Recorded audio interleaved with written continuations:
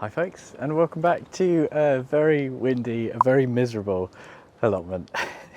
I was thinking today, that we've had all these storms and it's just been so grey and miserable. And basically, as soon as I finished work for Christmas, it's like, does this ever happen with you where like, you just crash? As soon as you give yourself a bit of time off, you're just like, oh my God, and you really realise how tired you are, how much you've been doing. And I've basically just spent the last 4 days, Christmas, just in my pyjamas, eating too much food, just having proper relaxation. And yesterday I was like, right, let's get back on it. I did my Boxing Day onions and the weather just said no. It was so horrible and miserable outside.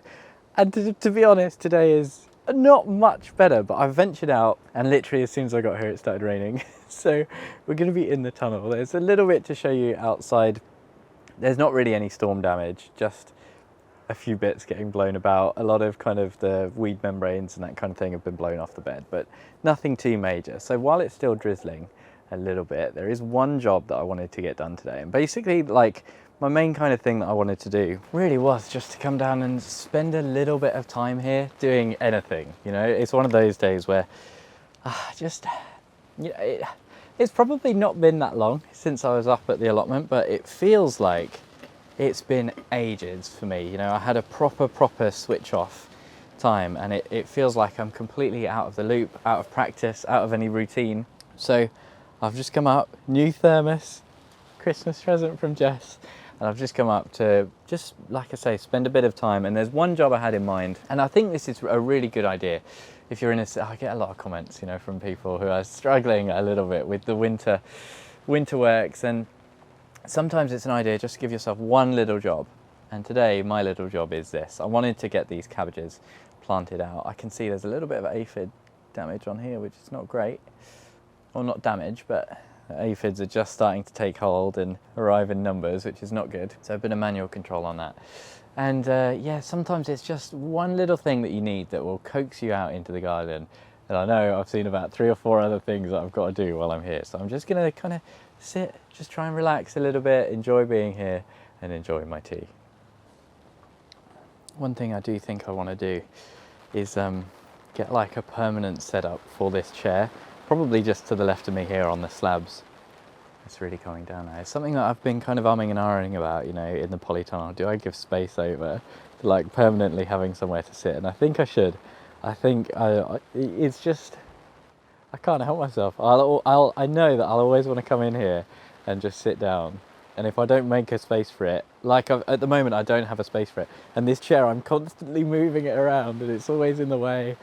So I think, oh God, it's horrible. So I do think I want to keep a space reserved for it. It's not exactly a big job. It's something that I need to note in here. Don't put a bench or like a potting station or plan out your peppers and your potted plants, without this in mind. Just keep in mind that you need a space for the chair on your plans. It does feel nice to be back, even in this foul weather. I talk about this quite a lot actually, having sort of good experiences at your allotment, and I did a whole video on this like around this time last year I think it was, where I said, just stop. It's a really good idea sometimes to just go to your allotment with nothing to do. I do have some things to do today, but just giving yourself that license to take a hot drink, have a little moment, enjoy the sound of the rain on the polytunnel, just enjoy being here. It improves your relationship with it in really hard to measure ways. It just means you're going to look forward to going more often, and your whole allotment experience is going to be that little bit better, I think, anyway. See what I mean about the chair being in the way? It's still very awkward in here at the moment, and it will be until I can get everything properly organised. But what is that? Is that just grass, or is this a bulb? It looks bulby. What are you? There were quite a few flowering bulbs. This might be a gladioli or something. I'll rescue that. But yes, I thought first I'd just quickly do these cabbages before we have a walk around, because otherwise I'll have a walk around, do a little tour, and then get sidetracked and forget to do the cabbages, or it'll start chucking it down and I'll find an excuse not to do them or something like that. So let's do these first. There's another one there. This ground is lovely and soft. I'm just going through it quickly to get rid of any freshly germinating weeds. They smell garlicky, which is strange. Is that garlic? I didn't plant garlic here, that's weird. I think that is garlic. Or maybe I don't know, weird. Look at that, it's garlic shaped. That is very strange.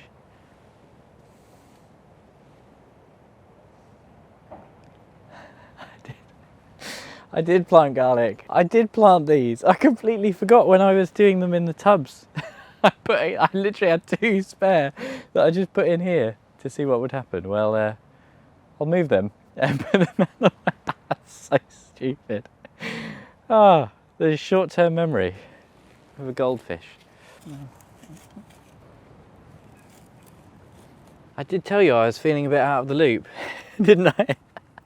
And a bit not with it, you know, out of the routine. It just goes to show. I should mention as well, really, a bit of extra context. If you missed my last episode, that was me making this raised bed. This is all just soil that's been dug out, but I have worked in some well-rotted manure. I had a bag in here, and just down this end, sort of between that pole, I put in a whole 80 litres of manure. So building up the fertility, and hopefully this will be quite good. Now with the cabbages, no idea of the variety. I think they might be Marvellous or Miracle or something like that. They were given to me, these seedlings, by a neighbour. He's much more on top of things than I am. And yeah, I don't know if these are going to overwinter or not. You know, I don't know if I'm going to put them in the ground and they're going to go into shock, but they've been doing pretty well in the tunnel, as is, quite healthy. And I thought, you know, I've got the polytunnel now. This will be a pleasure. This will be the first thing that is going in the new tunnel. And something like a cabbage, pretty hardy, why not give it a go? I've never seen people growing cabbages in their tunnels, but I'm sure they do. Slight issue in that it's in this little tray and I've left it in here far too long. So probably going to do a bit of damage getting these apart. I'm just going to do the best I can with these. Definitely save the biggest ones, and a few of the smaller ones will probably succumb. No point in being too precious about it. They've all kind of germinated in the same spot, which is a shame. This is the biggest one, the one that I definitely want to save. Doing a lot of root damage here where they're so established, so I'll probably plant these in kind of pairs and then just cull off the one that's looking a bit sad. And in terms of spacing, I mean, I never really follow the traditional cabbage spacing because I've never had a cabbage that actually got to the right size. So I'm just gonna stick them in and we'll see. The other thing is I will be using a little bit of just pelleted fertilizer in the base of the hole just to help them establish, especially as they're going to be in so much shock. And a little bit as well of, oh bloody hell, got in here I've just made this quite messy. This is just some garden lime, which just makes the pH a bit nicer for cabbages and brassicas.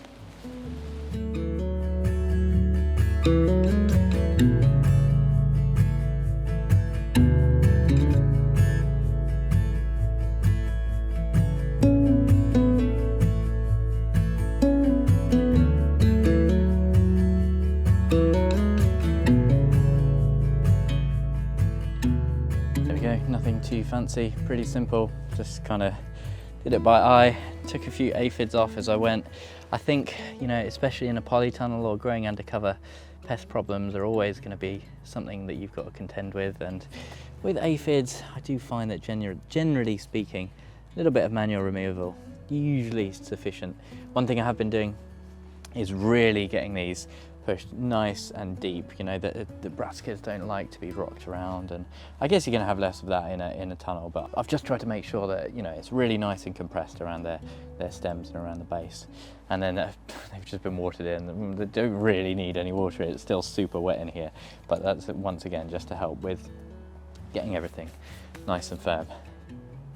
Now let's have a look outside. There's one thing I want to show you in particular. Oh, while we're on the way though, you can see I've moved all of the horse manure into the hotbed. Look, this table now in the way. There's always something in the way at the moment. Until I get this tunnel properly sorted, it's going to be a bit annoying. Oh wow, that's heavier than I thought because of the lime. Okay. There's just all sorts of stuff in the way, you know, like all this cardboard that really I need to take home. I've just walked up today though, which is not very fun with the rain that you can hear at the moment. Okay, it's going to be a fun walk home. Okay, bit of an obstacle course, but yes, the horse manure is in, and as you can see, it's roughly around the right amount to fill this trench. I could do with a little bit more to give it a bit more height, and hopefully a bit more, I'll be able to source a bit more. Worst case scenario, I've got to get a trug in the car and maybe do a couple of trips, and a trug will stop the car from getting completely ruined. I've got a few bags of leaves as well. They're going to work quite nicely in there. You can see the pepper plants now well and truly done. The aubergine has, I think, got blight, so that's got to come. There is still a few on here going red and ripening, which is a good sign. The polytunnel repair has just about held up. But yes, the one thing I did want to show you. Whoa, that's windy. Look at this. Whoa, you can actually see this plot next door. Someone's come along and trimmed it. Now, I don't know if this is the council or if it's a tenant or a new tenant or what. I haven't seen them. The greenhouse is gone as well. Thank the Lord. I don't have to be worried about that falling on me if I'm working on these beds. Spilling up the parsnips. Behind me looks a bit scary. Making some noises. Hope it doesn't fall on me. I had one eye on it, like, ooh, I don't like this. Ah, there's my trowel, look. I was looking for this to do the cabbages. That's why I used the bulb planter instead. I was a little bit worried about all the plastic sheeting that I've used to just keep the rain off the beds. And thankfully, this is about the worst. We've had a little bit uncovered here, so I just need to sort that out. It just needs a bit of tweaking. We had a really interesting chat about this technique on one of our Potty Mouth live streams recently. Interesting thoughts and feelings from different people. Some saying that they would never cover this, and the rain is really good for working the manure into the beds because this has all been covered with fresh horse muck. And other people say actually it's good to cover it because you stop all the nutrients kind of leaching through and the rain just taking it down into the soil. No idea. It's just a bit of an experiment, isn't it? We'll see how it does. I suppose the other thing to note is just how clean and tidy it looks up the other end now. I had such good fun doing that bonfire video, and the whole thing just looks much neater and tidier. Now this compost bay next door is absolutely crazy though, with the asbestos and all of this. It's a bit of a mess obviously, but all things considered, it's a big improvement. These beds coming along just fine. This one is the one where I'm just doing rotted manure and letting the rain and the worms work that through. So we'll see. I think it could do with it maybe a little bit more, but hey ho. Oh, one thing to mention, the celeriac. This has just been pants, absolutely pants. I don't think there were many people who were seriously invested in this, but I had to harvest some the other day in the tunnel, and it's just puny, absolutely rubbish. Hey ho, never mind. Little experiment. I wanted to see what it would do. I'm once again just testing the soil really, seeing how different things do in this bit of soil. We had this in here, the corn in here. Nothing did great. So it's all pointing towards more fertility needed, I think. Last bag of horse manure, down to the last one. Luckily that's held all the compost bags there as well, which is good. Oh, the rain's starting again. Netting is just about held up under the storm, although it is looking a bit floppy. Hot bin, how's the hot bin doing? The temperature's gone right down on the gauge on the top. Whoa! I did leave the vent open. Lots of very helpful comments about the vent, and one of my patrons as well, Chris, is like an avid hot composter. Really knows his stuff, so he's been sending me messages on Patreon, and thank you, Chris. Really useful, and it's really shocking the way that the colour has changed in there. Last time I looked in there was not that long ago when I was up here, and I just put all the sprouts in. It was a few days after, and the sprouts are going really horrible. They're kicking up a stink as well, but thankfully that's all gone now, and it's all turned that brown colour, which I think is a good sign about the process. Let's get this sorted now, shall we? This is just sheer laziness. This has been on the plot for absolutely ages. Just kind of curled up in a pile in the corner. Oh. Okay, very good. Slow down, take it easy. It gets caught in strange places. Oh, yeah, that gave me a little little flutter in the chest there. You don't want to fall over near greenhouses, you know. I guess it's good that it's been caught on these little bits. This probably needs to go in the bin, to be honest. It is so full of holes. It's so rubbish, and I've replaced it this year with the black stuff. It's on the cabbages and the broccoli at the moment, and oh, so much better. You know, just this kind of cheap plastic nylon-y stuff. I think this was actually on the plot when I took it. I've never really bought this. Yeah, it's just full of holes. So the cabbage whites, they always find a way through. You just need 1 or 2 holes and you'll be, you know, picking caterpillars out of your brassicas. So I think it's probably time to retire this, unfortunately. I've tried to repair it like numerous times, and every time I use it, it gets more and more holes. I think a good test for the strength of netting is, you know, when weeds grow through it, and if you can pull the netting up and the weeds come with it, that's great. If you pull the netting up and it just rips, and now you've got a load more holes in your netting, then yeah, it's not such a good sign. It's such a waste as well, this kind of, you know, waste of this plastic. But sometimes you have to cut your losses. Every time I use this, I just regret it, which is why it's been, you know, cast aside on the floor like this and just ignored. Wow, there are so many stones that have come to the surface. Right, let's get rid of this. I'm wearing my boots that have got eyelets, and they're a right pain for getting hooked on stuff like that. And like I was saying earlier, a few of the bits of weed membrane have come up, but it just needs a quick adjustment. I thought there was a brick on there. Maybe it's just fallen off. It's quite satisfying to see a little peek of that unmolested soil underneath, you know, no weeds. That's just a light brick, that's the problem. Go to the brick store. Or maybe I'll use this. Oh, that's heavy. One plus point about rotting wood, I guess. It does get really heavy. So that's that. I've still got to tidy up, really. There's just a lot of tidying up to do, which isn't fun for anyone. It's especially not fun to watch on YouTube. But just, this is all spent compost from the chilies. This is good stuff that I need to put in storage. This from the autopots, though, has been mixed in with like loads more perlite. So I've just set that to one side. I'm hoping that the roots are going to start to rot down and it's going to be a bit easier to separate and salvage. Oh, another one. Let's get this sorted. I just wasn't even remotely prepared for storms, to be honest with you. Didn't know that it was coming. Didn't know it was on its way. It took me by surprise. Thankfully, back garden's not too bad either. All of our fence panels have actually survived this storm, which is nice, always a bonus. I might put these to good use actually while I've got them. I'm still figuring out what to do with them.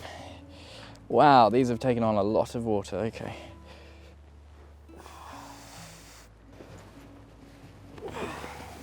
And I should move this so that it's, well, the grass is going to be dead already, isn't it? Oh, JB, you silly sausage. Got to get that off the path. That'll do, that'll do. It's pretty good, isn't it, when this is the most that a storm makes you do? Just put some membrane back on your beds. Now, the other thing I really need to do, can't be bothered. I don't want to do it. I don't want to do it, folks. This greenhouse just needs so much work. You can see, obviously, I just stuffed the netting in there for now. This is just horrible, to be honest. There's just so much random crap everywhere. It needs a proper, you know, more than just a surface sort out. Let me show you this as well.